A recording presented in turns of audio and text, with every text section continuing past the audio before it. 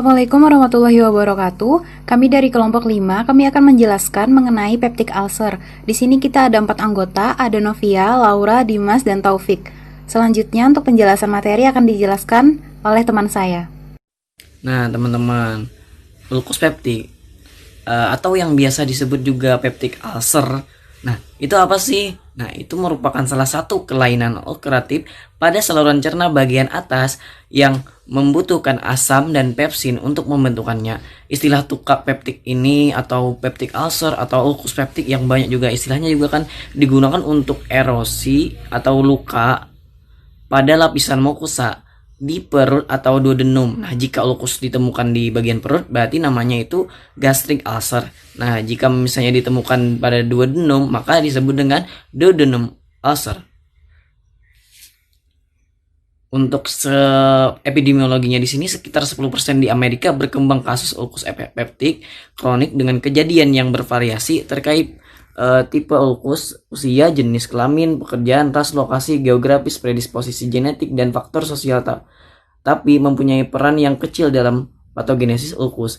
Nah, prevalensinya penyakit ulkus di sini bergeser didominasi laki-laki yang banyak tuh dan juga wanita menopause gitu. Nah, terus untuk prevalensi penyakit sering dijumpai pada lansia. Untuknya angka kematian tuh meningkat pada pasien lanjut usia karena akibat penyakit ulkus. Nah, yang disebabkan oleh meningkatnya penggunaan NSAID dan infeksi Helicobacter pylori. Kejadian yang sekarang ini menunjukkan penurunan pada pria muda dan terjadi peningkatan pada wanita tua. Hal ini disebabkan terjadi penurunan tingkat merokok pada pria muda dan terjadi peningkatan penggunaan NSAID pada orang dewasa yang sudah tua. Nah, ini untuk etiologi. Etiologi di sini kan disebabkan oleh bisa juga Helicobacter pylori atau bakteri gitu loh. Nah, terus juga bisa juga disebabkan NSAID. Nah, Helicobacter pylori ini bisa disebar melalui makanan atau minuman yang tidak higienis. Jadi kalau misalnya tidak higienis gitu, bisa menyebabkan gangguan pada saluran pencernaan yang bisa menyebabkan ini peptic ulcer. Nah, juga bisa disebabkan oleh obat-obat NSAID. Obat-obat NSAID ini atau yang bisa disebut anti-inflammatory drugs, obat non-steroid anti-inflamasi. Nah, di sini juga contohnya itu bisa aspirin, ibuprofen, naproxen, ketoprofen, meloxicam, seleksoxib dalam frekuensi yang cukup lama. Berarti ini penggunaan yang sering sekali, teman-teman. Baik, lanjut. Nah, lanjut. Di sini manifestasi klinis. Manifestasi klinisnya di sini biasanya nyeri. Nah, itu timbul 2-3 jam setelah makan. Terus nyeri ini seringkali digambarkan sebagai teriris kayak terbakar atau rasa tidak enak. Bahkan pada beberapa penderita ulkus peptik, makanan dapat memperberat nyeri. Biasanya penderita ulkus peptik ini akan mengalami penurunan berat badan, sedangkan penderita ulkus duodenum, nah biasanya memiliki berat badan yang tetap.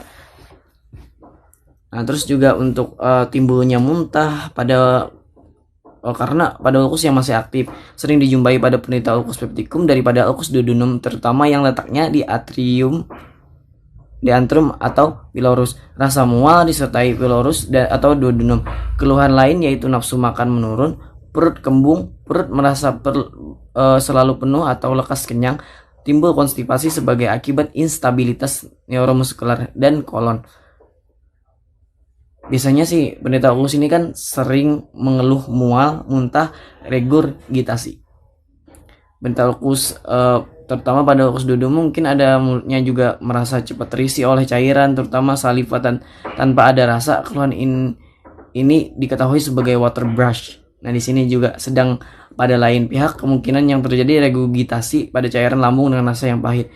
Nah, juga pasien ini juga bisa mengeluh ditandai dengan dispepsia. Dispepsia di sini adalah sindrom atau kumpulan keluhan beberapa penyakit saluran cerna seperti mual, muntah, kembung, nyeri ulu hati, sendawa atau terapan, rasa terbakar, rasa penuh ulu hati, dan cepat merasa kenyang.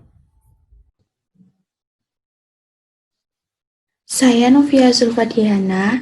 Di sini saya akan melanjutkan penjelasan tentang peptic ulcer, yaitu selanjutnya mengenai faktor resiko. Nah, faktor resiko yang pertama yaitu ada faktor demografi umur dan jenis kelamin. Lebih dari setengah kasus adalah perempuan dan biasanya mengenai usia lanjut yang mempunyai lebih banyak risiko komorbiditas daripada laki-laki. Yang kedua yaitu merokok. Merokok memperlambat penyembuhan ulkus, menyebabkan rekurensi dan meningkatkan risiko komplikasi. Yang ketiga yaitu konsumsi alkohol. Alkohol menstimulasi sekresi asam dan komposisi dari minuman beralkohol selain dari alkohol juga dapat menstimulasi sekresi asam itu sendiri. Yang keempat yaitu ukuran ulkus. Menurut Tas et al. 2015, beliau menyebutkan bahwa besarnya ulkus lebih dari 1 cm sebagai faktor risiko dari mortalitas pada ulkus peptikum perforasi.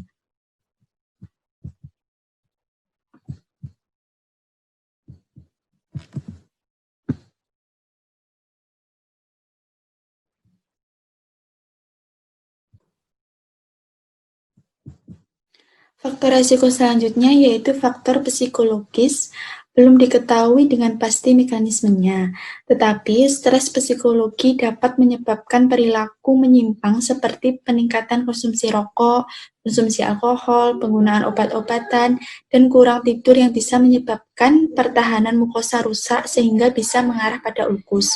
Selanjutnya ada konsumsi NSAID atau pengguna NSAID pada jangka panjang, yaitu pengguna pada jangka panjang golongan obat NSAID ini memiliki 2% sampai 4% risiko berkembangnya ulcer simptomatik, pendarahan GI, atau bahkan perforasi.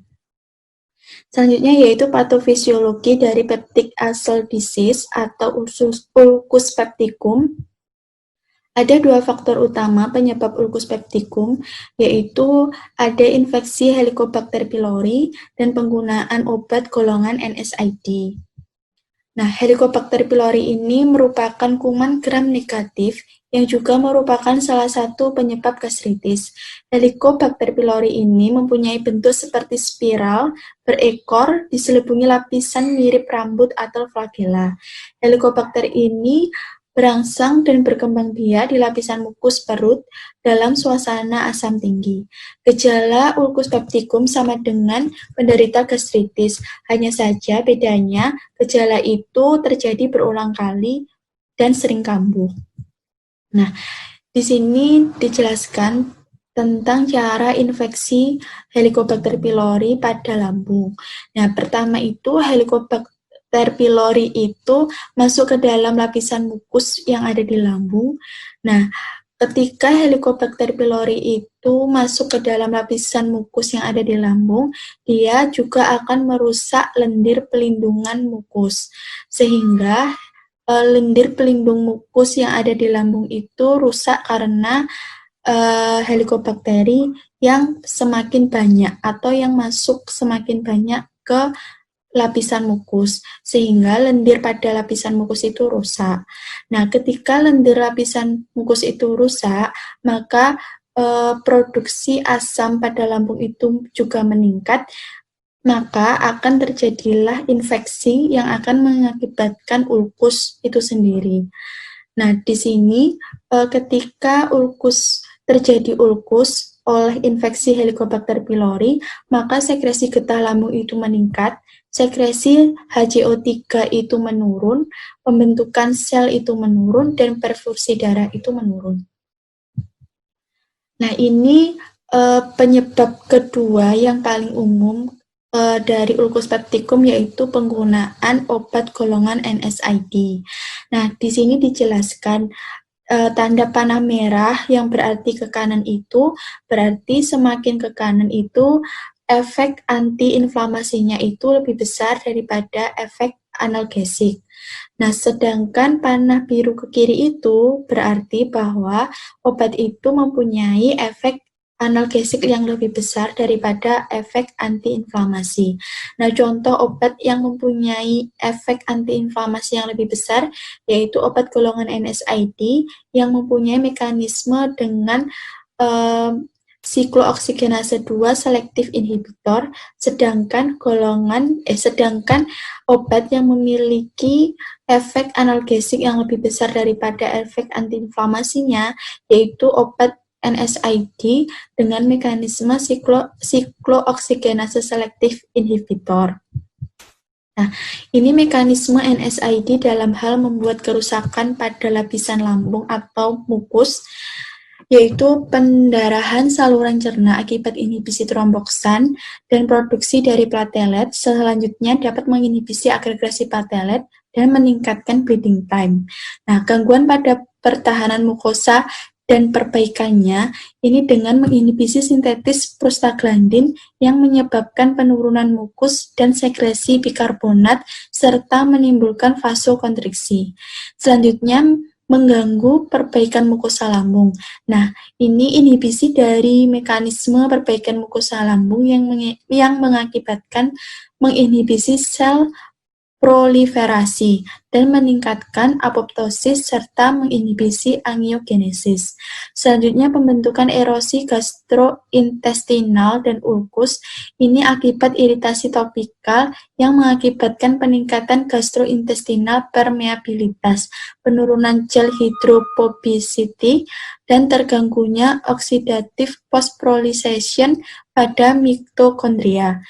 Nah, timbul gangguan dendimik pada pembuluh darah akibat peningkatan adesi molekul, akumulasi dari leukosit, dan kerusakan dari sel endotel. Nah, ini semua dapat mengakibatkan terjadinya peptic ulcer. Nah, penyebab lain terjadinya ulcus pepticum atau peptic ulcer itu adanya konsumsi alkohol, lalu ada stres atau mengkonsumsi makanan atau minuman yang dapat mengiritasi lambung. Nah, semua penyebab itu atau faktor predisposisi tersebut dapat meningkatkan permeabilitas sawar lambung, sehingga asam lambung kembali berdifusi ke mukosa yang mengakibatkan pengeluaran histamin dan merangsang sekresi asam sehingga asam meningkat. Ini dapat merusak mukosa lambung dan mengakibatkan ulcus pepticum.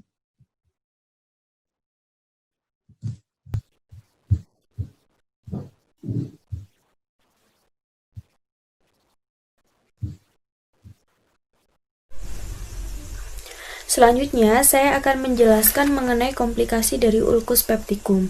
Komplikasi yang pertama akan timbul terjadinya perforasi ulcus pepticum, di mana tentunya akan terjadi luka pada bagian mukosa lambung. Selanjutnya yaitu obstruksi gastric outlet atau OOG. Nah, OOG ini disebabkan karena adanya gangguan motalitas. Komplikasi yang ketiga yaitu terjadinya pendarahan saluran cerna pada bagian atas.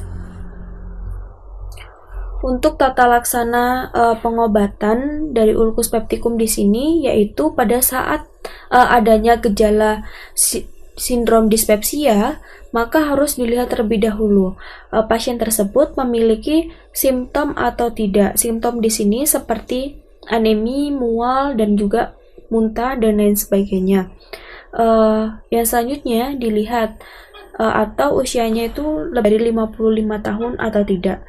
Jika pasien tersebut memiliki simptom atau usianya lebih dari 55 tahun sebelum dilakukan pengobatan, maka harus dilihat endoskopisnya terlebih dahulu. Setelah hasil endoskopinya itu muncul, itu dilihat adanya ulcer atau tidak. Jika tidak ada ulcer, maka dapat diberikan terapi dengan pemberian obat golongan PPI atau H2RA. Jika adanya ulcer, maka harus dihilangkan Helicobacter pylorinya itu dengan diberikannya terapi antisekretori selama 4-8 minggu. Jika adanya gejala dispepsia, tidak memiliki simptom dan juga usianya itu kurang dari 55 tahun, maka dapat diberikan terapi dengan pemberian obat Helicobacter pylori. Dan juga disarankan kepada pasien jika pasien tersebut sedang mengonsumsi obat golongan NSAID, maka harus diberhentikan mengonsumsi obat NSAID-nya tersebut. Dan juga jika pasien sedang merokok ataupun mengonsumsi alkohol, maka harus dihentikan pula. Jika setelah itu kondisi klinis pasien sudah membaik, maka tetap di monitoring maintenance dengan pemberian obat golongan PPI atau H2RA jika gejala itu masih timbul. Dan jika masih tetap saja gejalanya itu tetap ada dan tidak hilang, maka harus melanjutkan terapi H2RA atau diberikan terapi golongan PPI selama 4-8 minggu. Jika setelah pemberian obat tersebut sudah membaik, maka tetap diberikan obat monitoring maintenance dengan pemberian obat golongan PPI atau H2RA. Jika kondisinya masih belum membaik, maka harus dilakukan endoskopi treatment Helicobacter pylori. Selanjutnya yaitu mengenai terapi dari ulcus pepticum. Untuk terapi di sini yaitu mempunyai 4 golongan obat. Ada golongan antasida, kemudian eradikasi H. pylori, kemudian penguat mukosa dan juga penurunan sekresi asam. Untuk golongan antasida di sini, antasida itu bersifat basa, sehingga dapat meningkatkan pH lumen lambung dengan cara menetralkan asam lambung. Untuk contoh obat golongannya di sini adalah kombinasi dari MgOH2 dan juga AlOH2. Contoh obat yang ada di pasaran itu tablet antasidadoen atau sirup atau suspensi dari antasidadoen. Untuk golongan yang kedua itu juga mempunyai pembagiannya lagi, penurunan ekskresi asam, ada golongan PPI dan juga golongan antagonis H2. Untuk golongan PPI di sini contoh obatnya itu ada omeprazol dan juga lansoprazol. Untuk obat PPI di sini itu tidak aktif jika dikonsumsi pada saat pH itu netral, maka harus dikonsumsi pada saat pH itu asam. Dengan cara mekanisme kerjanya yaitu dalam keadaan asam, obat tersebut disusun kembali menjadi 2 macam molekul relatif yang bereaksi dengan gugus sulfohidril pada H+ atau K+.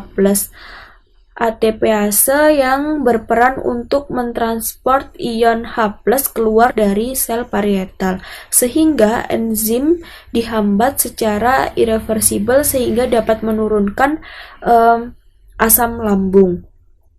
Obat yang selanjutnya yaitu golongan antagonis H2. Contoh obatnya di sini adalah simetidin dan juga ranitidin. Kedua obat ini bekerja dengan cara ngeblok kerja histamin pada sistem parietal dan mengurangi sekresi asam lambung. Nah, simetidin di sini itu dapat terikat dengan sitokrom P450 dan bisa menurunkan metabolisme obat di hati. Sehingga untuk pemberian obat simetidin itu kontraindikasikan dengan pemberian bersama dengan warfarin, phenytoin ataupun theophylline. Golongan obat yang ketiga yaitu golongan eradikasi Helicobacter pylori. Nah, untuk pengobatan di sini itu harus diberikan triple terapi. Untuk terapi yang pertama itu diberikan kombinasi antara omeprazol, clarithromycin dan juga amoxicillin.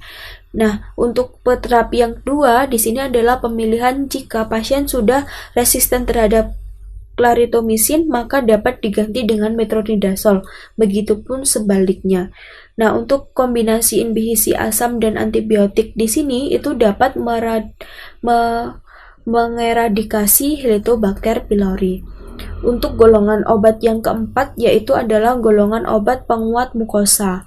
Penguat mukosa di sini contohnya ada sukralfat, kelasibismut dan juga misoprostol. Untuk sukralfat dan kelasibismut di sini itu akan mengalami polimerasi pada pH di bawah 4 untuk menghasilkan pasta yang dapat melekat pada dasar ulkus. Jadi pada saat mengonsumsi obat penguat mukosa ini itu harus pada saat kondisi lambung itu kosong atau pada kondisi lambung itu pada kondisi pH-nya itu asam. Pada saat kondisi pH itu asam, maka akan terbentuk pasta yang dapat melapisi mukosa lambung sehingga tidak terjadinya nyeri ataupun perih pada saat makan ataupun pada saat pH itu naik. Oke, sekian penjelasan mengenai materi peptic ulcer. Selanjutnya untuk studi kasus akan dijelaskan pada video selanjutnya. Terima kasih. Wassalamualaikum warahmatullahi wabarakatuh.